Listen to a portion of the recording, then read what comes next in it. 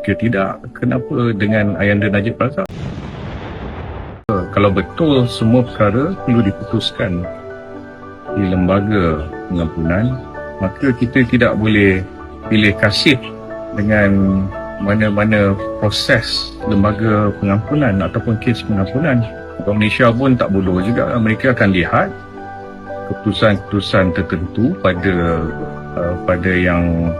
kes yang sudah dikendalikan waktu yang lepas, dan mereka akan persoalkan adakah kes-kes pengampunan tertentu melalui proses lembaga pengampunan.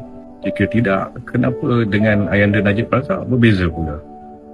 Ia mempunyai satu implikasi yang besar, dan saya sebagai rakyat negeri Pahang dia terkilan lah ya, sebab titah ke Baginda Sultan sendiri tidak diendah sebegini ya. Besar implikasinya, dan sudah tentu ramai yang marah dan kecewa di negeri Pahang. Saya pun bila bertemu dengan Ayanda, saya lihat mukanya mula-mula ceria pada pagi, dan mungkin semua jangkakan ada kemungkinan dia akan dapat tahanan rumah hari ini telah mengemaskan sebahagian daripada barang-barang di tempat dia tinggal.